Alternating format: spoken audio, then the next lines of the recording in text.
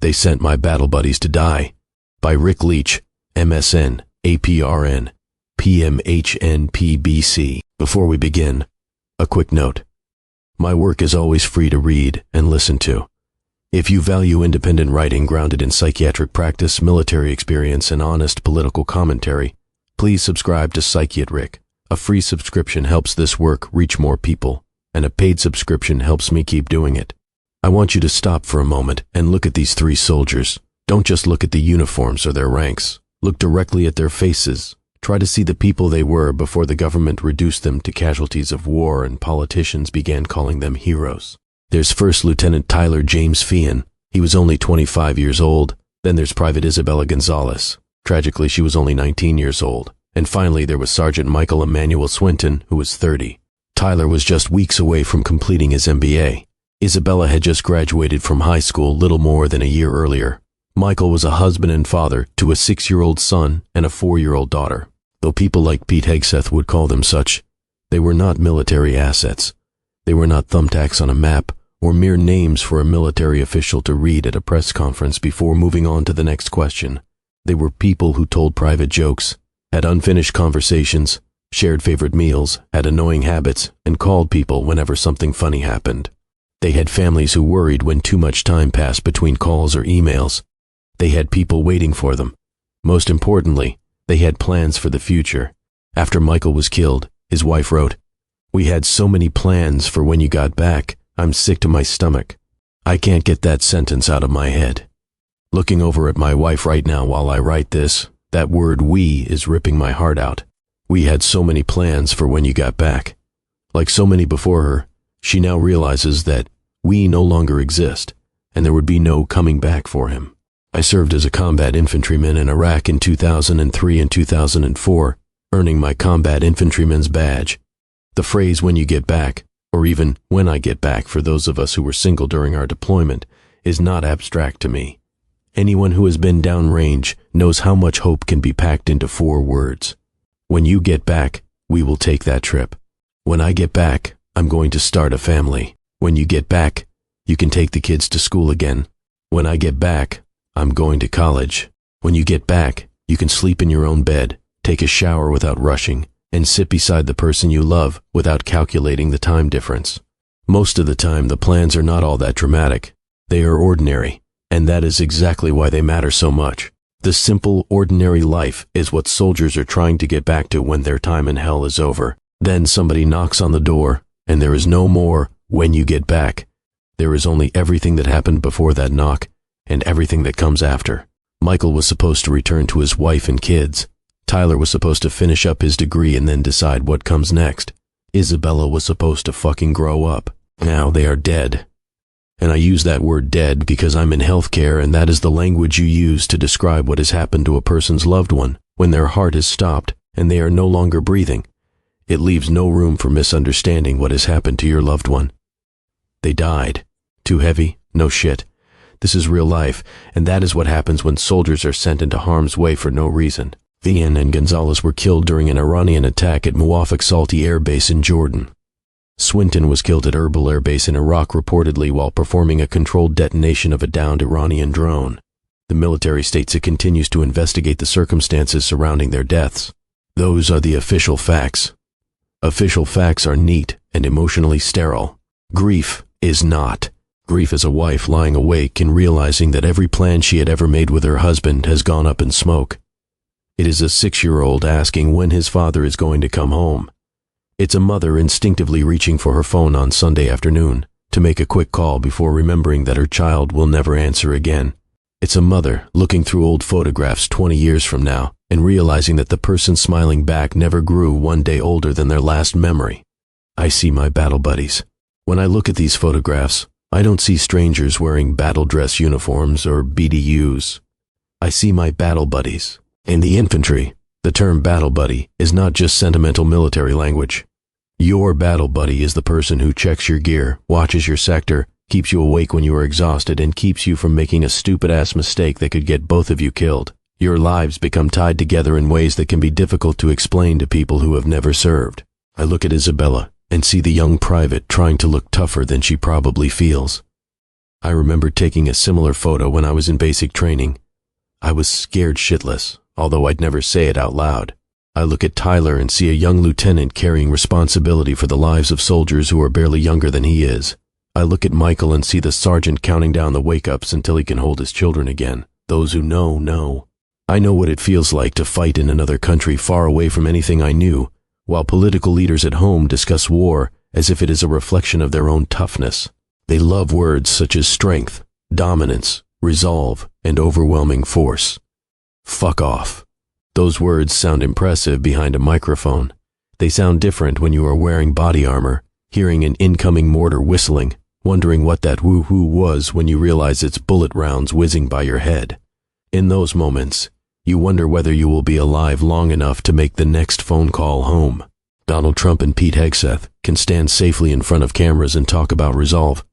They can order retaliation, promise destruction, and send more of my battle buddies into danger. When the bodies come home, they can lower their voices, call them heroes, and pretend solemn language makes the decisions noble. They are not the ones climbing into the vehicles. They are not the ones checking their weapons before a mission or calling their spouses while trying not to sound afraid. They will not pay the highest price for this bullshit. The troops and their families will. Their deaths should haunt him. After Feehan and Gonzales were killed, Pete Hegseth put out a bullshit statement. Godspeed, heroes. Their sacrifice only stiffens our resolve. That line infuriates the fuck out of me. Not because he called them heroes. These soldiers served their country and faced dangers most Americans will never have to face in their lives, and thank God for that. Honoring their service is appropriate. What pisses me off is how quickly Hegseth moved past the human beings who died and began talking about what their deaths did for him. Their sacrifice stiffened his resolve. Spare me. Before most Americans even knew their names, their deaths had already been turned into justification for continuing the war with Iran. Their deaths should not stiffen his resolve. They should haunt him. They should make him lose sleep. They should give him nightmares. They should make him question every order, every assumption, and every half-baked plan that will place another young American soldier in danger ever again. They should make him ask whether continuing this conflict will accomplish anything beyond producing more funerals. Maybe Hegseth believed he was projecting strength. It's possible this simpleton thinks that was how the person leading the military was supposed to sound. I can't know what he felt privately, but leaders are responsible for what their public words communicate. And his words communicated that the deaths of 3 soldiers had become part of the argument for continuing the same escalation that got them killed unnecessarily. That's not honoring them. That's using them. Trump responded in the way we have come to expect. He promised that Iran would pay many times over for every American soldier killed and said that he had passed that directive to Hegseth and other military leadership. That may sound powerful to someone who will never be sent into a combat theater. To me, it sounds like more battle buddies coming home in boxes. A president's anger does not remain a simple emotion. It travels down the chain of command until it reaches a real soldier wearing a military uniform. It becomes an order to fly another mission, strike another target, fly another drone, or occupy another position within range of an enemy missile. Then Iran, of course, retaliates. More people die. Those deaths produce more anger, which becomes another order, which produces another funeral. Revenge is an emotion. It's not a military objective for some asshole playing with toy soldiers. What the fuck is the mission, by the way? What does victory look like? How many American service members will be killed? How many Iranian civilians will die? What happens after the next round of retaliation? What exactly is the exit plan? If Trump and Hegseth have coherent answers, and I bet they don't, they haven't given them to the American public. We have heard threats, slogans, chest thumping, and promises of overwhelming force from men who will never personally face the consequences. What exactly are my battle buddies being asked to die for? Because right now, the answer sounds like more bullshit. I do not need to diagnose them. I am now a psychiatric mental health nurse practitioner. My clinical background changes how I hear this kind of rhetoric because I pay attention to what people do with the pain they are given by the assholes of the world. Do those who ration out the pain tolerate it long enough to understand it?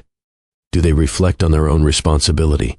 Do they allow the grief to make them more cautious? Or do they immediately convert it into anger, revenge, and further violence? Do they feel anything at all? I am not going to diagnose Trump or Hegseth based on public statements.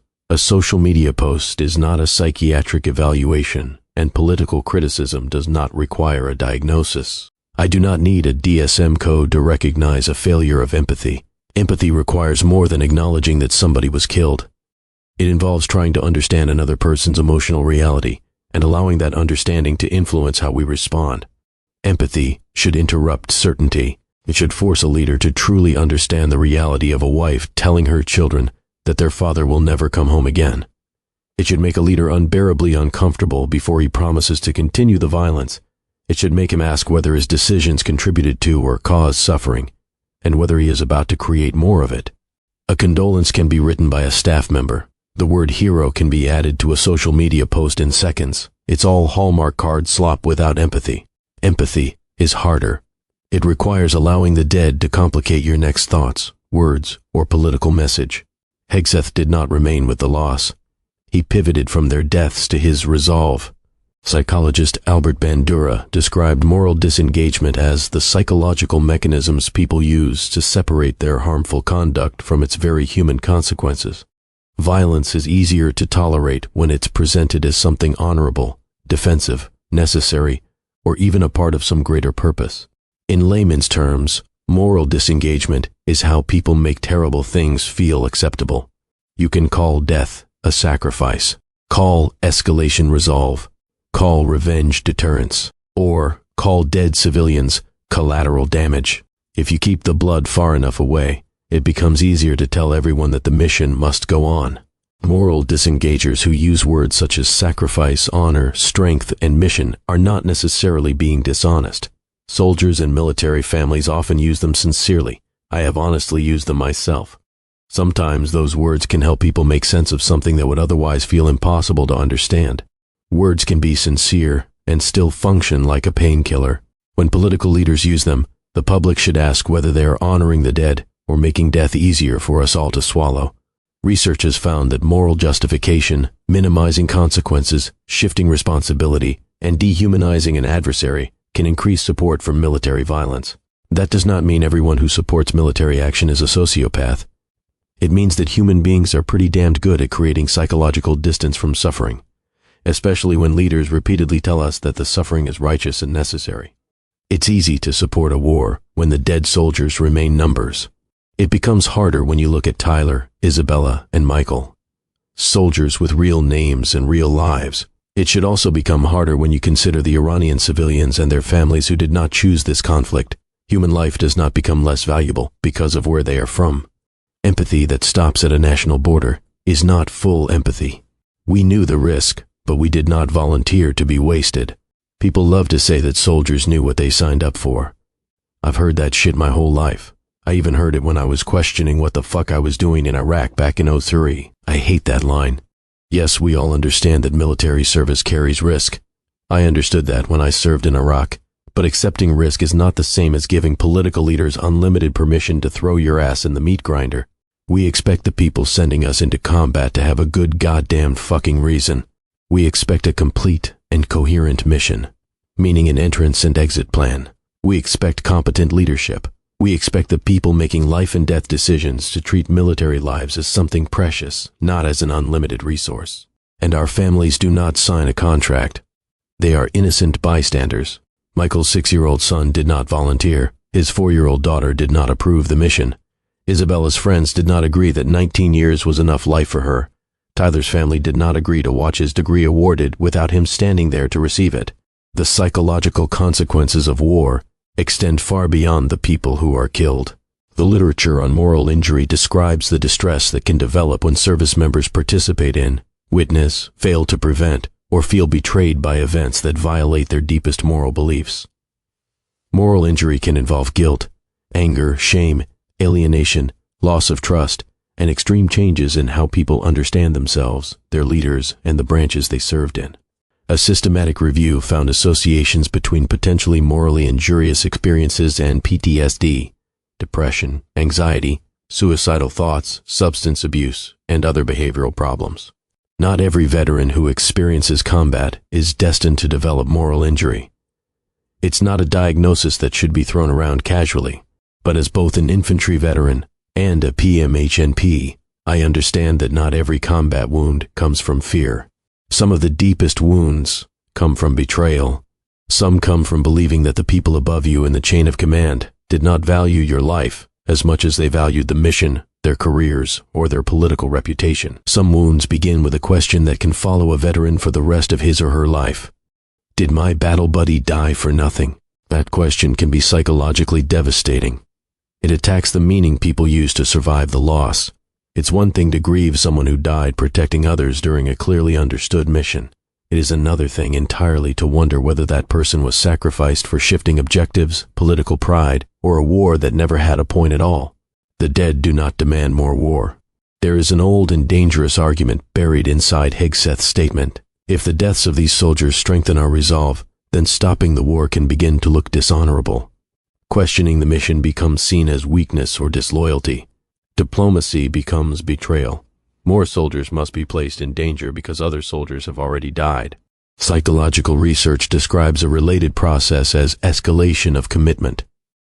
Once leaders have invested heavily in a decision, however stupid, especially one connected to their identity, reputation, or previous judgment, they may continue even when the consequences become destructive. In war, the dead soldiers can become the justification for creating more dead soldiers. We heard versions of this argument throughout Iraq and Afghanistan. Leaving would somehow dishonor those who had already been killed, so more troops were sent into the wood chipper.